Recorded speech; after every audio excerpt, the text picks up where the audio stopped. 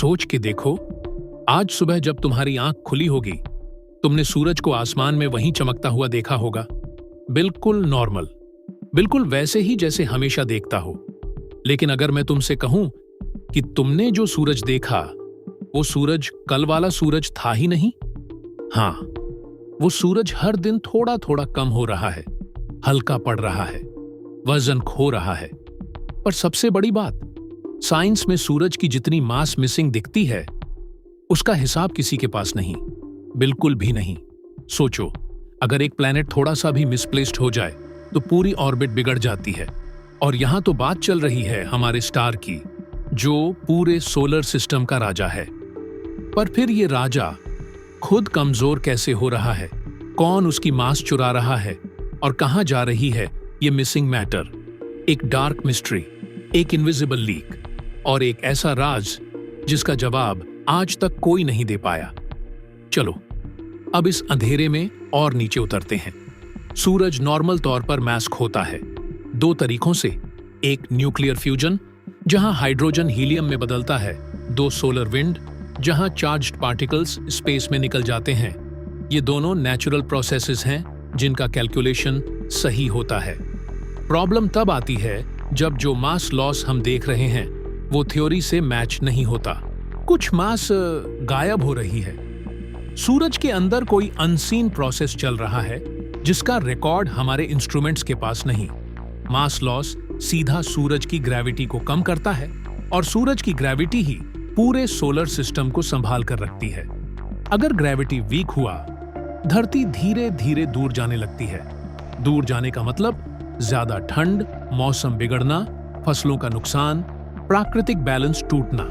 ये एक slow disaster है जो कुछ दशकों में शुरू हो सकता है और सदियों में सिविलाइजेशन को तोड़ सकता है। सूरज का मास गिरना सिर्फ एक साइंटिफिक नंबर नहीं, ये पूरी ह्यूमन लाइफ का सवाल है। सूरज की रोशनी में छोटा सा बदलाव भी ह्यूमन हेल्थ को डिस्टर्ब कर देता है। कम सोलर आउटपुट से बॉडी का टेम्परेचर स्टेबल नहीं रहता, हार्मोन्स बिगड़ जाते हैं, मूड डाउन हो जाता है, इम्यूनिटी कमजोर होती है, फैटीग बढ़ जाती है।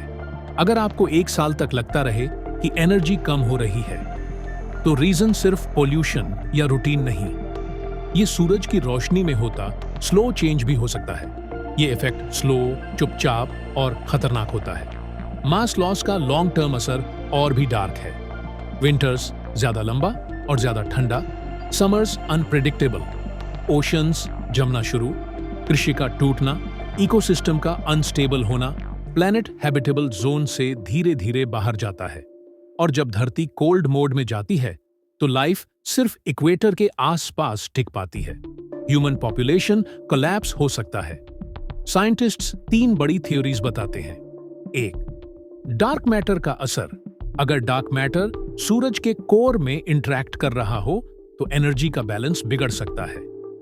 मास कन्वर्जन अनियमित हो सकता है। दो, अननोन पार्टिकल लीकेज। हो सकता है कुछ ऐसे पार्टिकल्स बाहर निकल रहे हों जिन्हें हम डिटेक्ट ही नहीं कर सकते।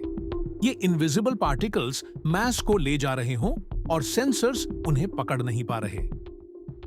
तीन, स्पेस टाइम में छोटे क्रैक्स। ये सबसे स्केरी पॉसिबिलिटी है। क्या सूरज के आसपास स्पेस टाइम में माइक्रोस्कोपिक दरारें बन रही हैं जहां से मास सीधा वैनिश हो रहा है? अगर ऐसा है तो ये एक साइलेंट कॉस्मिक लीक है जिसका कोई रिकॉर्ड नहीं होता। सूरज अभी डाइंग स्टार स्टेज में नहीं है, पर अगर मिसिंग मास का रेशियो बढ़ गया तो सूरज में बदलाव आना शुरू हो जाएगा।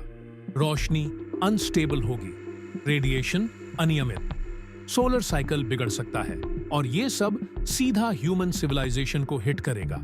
सूरज के बिहेवियर में हल्का सा बदलाव भी प्लेनेट के फ्यूचर के लिए बड़ा डेंजर बन सकता है।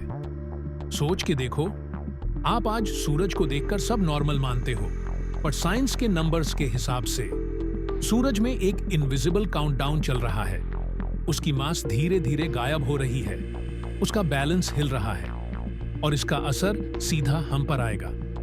ये राज अगर सॉल्व नहीं हुआ तो फ्यूचर में ह्यूमन लाइफ एक स्लो डिजास्टर का हिस्सा बन सकती है। सूरज के अंदर क्या हो रहा है शायद अगले कुछ सालों में पता चले।